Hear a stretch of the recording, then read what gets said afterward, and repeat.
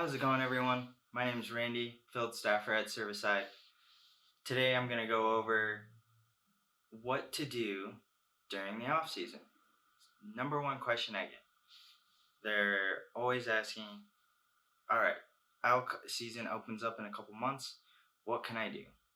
The number one answer I always give is get out into the mountains. So, if you're getting out in the mountains and scouting, you're going to know where these animals are. You're going to know their habits. Yeah, fall, things and hormones get all crazy. But if you spot where the cows are, if you spot where the does are, you are going to know where your next trophy lies. So, that said, what I take with me when I go scouting are the following. First thing I'm going to talk about is clothing. So, the clothing that I choose is something lightweight and can breathe. So here I have the Rise pants from Badlands. The reason why I like these pants is because they're water resistant, wind resistant, and even though they're kind of rated from 35 to 65 degrees on their website, they're actually pretty breathable as well. Something like that lets the heat and stuff escape while also keeping you warm when needed. Another thing with these pants is a lot of pockets. So you have two back pockets here, you have a side pocket here, which make it really easy to access things like your phone, wallet, snacks that you can put away in your pocket so you don't have to reach into your backpack, headlamp, any kind of flashlight, things like that. So not everything's got to go into your backpack, and it's right there in your pants. So all of you might be thinking, no way you wear pants. When I'm scouting, it is like 75, maybe 90 degrees outside. Well, the thing is with that kind of sun ray in your altitude, you can get severe sunburns, and I'd rather skip out on that. And also, you want to be able to protect yourself from any kind of brush or anything that can cut you up while you're out in the backcountry. The reason being is that you do not want a cut to get infected or severely get cut and where you're way back into the wood. So I highly recommend wearing pants anytime that you're in the outdoors, and especially when you're scouting. The next pair of clothing that I always wear is a good pair of gaiters. These are the Master Gaiters from Badlands. They're very rugged, tough, and strong. They're water resistant, and they help keep the sweat from your body going back into your boot, making so that your socks are wet and then your feet wet. Now, I don't like walking around in soggy boots, and I don't think you would either. So get yourself a good pair of gaiters. I recommend these ones from Badlands. They have given me no problems and have shown the strength and durability. And now, I usually wear just a t-shirt and some sunscreen over. If it does get too hot, I do try to wear a long sleeve, but sometimes it's just way too hot for a long sleeve. It almost makes it feel like you can't breathe. So I do like wearing a t-shirt and some sunscreen, but please do not forget the sunscreen because the sunburns can get really bad. Another thing that I usually bring, and most people should start bringing, is a jacket. Now, you might never need a jacket. You might look at the weather and say, wow, it's going to be 70 degrees. But my experience here in Montana is that the weather changes in an instant. And also, you never know when you have to spend the night. I'm not saying that I might ever have to spend the night, but you never know. You might get yourself into some trouble and you have to spend the night. So here in Montana, it gets to about 50, 40 degrees at night, even though it is 70 to 90 degrees during the day. So I always bring a jacket to make sure that I am ready for any weather situation. The next thing I'm going to do is my pack system and what I have in my pack when I go scouting. Alright, the backpack that I carry when I'm scouting is called the Scout from Badlands. Now, yes, it looks like a very small backpack, and that's the reason why I like it. I am traveling, or I'm trying to travel, 10 miles back into the backcountry. And yes, I know a lot of people use it as a way of exercise to get ready for the season. I do, but not at those extreme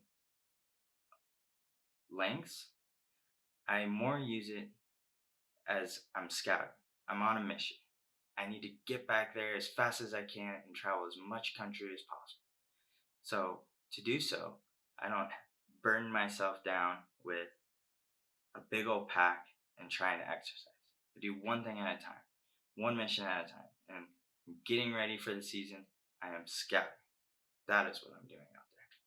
So I carry a minimalized backpack named Scout from Badlands. Now, this backpack, even though it is small, it will carry all your essentials you need in the backcountry. So, in this front pocket, it is designed to carry pretty much any spotting scope. And the spotting scope that I use is a Mirth, MRTH. This spotting scope I got from Amazon. It's about $72. It's a 20 by 60, super cheap, and it does the job. It scopes from valley over valley. And yeah, there's probably better spotting scopes out there, but if you're on a budget and you just need a spotting scope, I recommend the EMRTH. I'm not sure how to say it, but it's EMRTH. $72, very durable. I've accidentally, thrown it down a hill and, let my kid play with it. It's very durable. And I've had this spotting scope for almost 4 years now. And to be honest, I haven't even wanted to change to a more expensive scope because it does everything that I need it to do, and it has lasted for the time that I've needed it. Other things that I carry would be toilet paper, and some essentials just in case it's a late night or I stay over. So I carry a knife. It's a knife from Browning, very sharp. Carry a light headlamp specifically, and then something to start a fire with. Okay, those are the essentials that I usually go with back into the backcountry with. You never know when you have to spend the night, so it's always good to have those things with you pretty much anytime you go on an adventure. It's to have something to start a fire, have a knife, and have a headlamp. The next thing is hydration. So on these 75-degree weather hikes, water is key. Okay, so with this Scout, actually when you buy this Scout, it comes with a 3-liter bladder that fits right in here. Okay, so when you buy this Scout, you end up getting a 3-liter bladder with it. Okay, and in that, even though it is 3 liters, I do carry an extra water bottle. Now, I don't know about you, but in 75-degree weather, it's very important to hydrate. So I make sure I have 2 systems of water. And then if I can find extra water, I'll be able to put it in my water bottle, and I'll be able to put it in my hydro bladder. So this pack that I carry, I only carry the essentials just to make sure I make it home. And then connected to my Scout pack, I have a Pry jacket, water wind resistant, and it's very warm.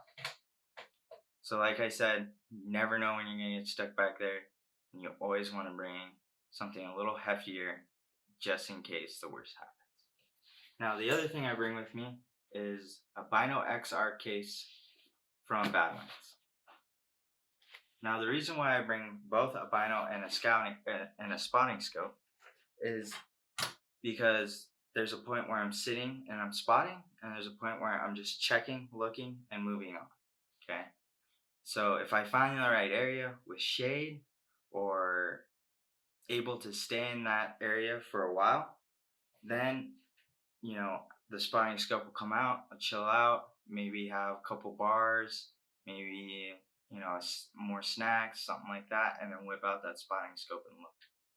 But if I am just traveling ridge to ridge, I whip out those binos, take a look around, and then keep moving on. The point of scouting is to find animals. So you want to cover as much ground as you can so that you can find some animals and mark them down. Now, when you mark them down, what do you use? I use an app called Onyx. So I use an app called Onyx Maps.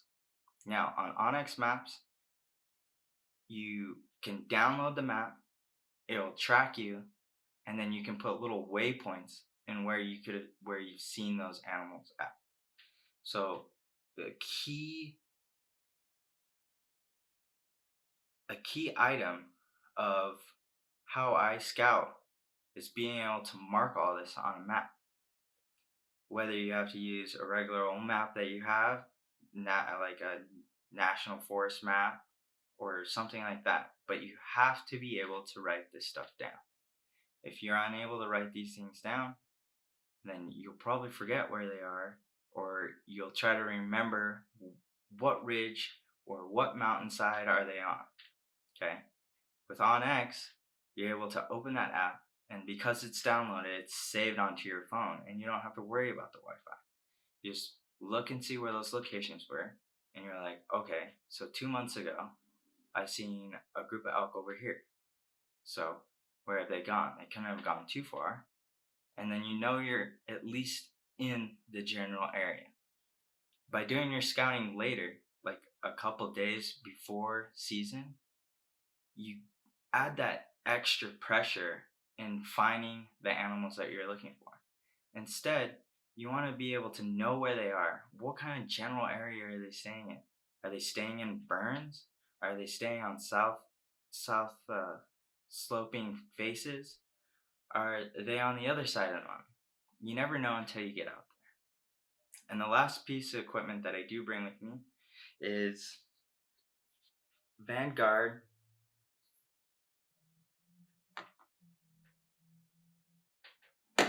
tripod. So you don't have to bring a tripod. I highly recommend it though. The reason being is holding up that spotting scope and just shaking is a lot more work than just bringing a tripod along. The tripod's going to help you hold up your binoculars, it's going to help you hold up your spotting scope, and just make everything just a little bit more easier and a lot less stressful in this time. So just remember, the next time you're wondering, what should I do on the off season? Just remember, go out scouting, take a hike, and find where those animals are before the season starts. I'm Randy from Cervicide. You guys have a nice day.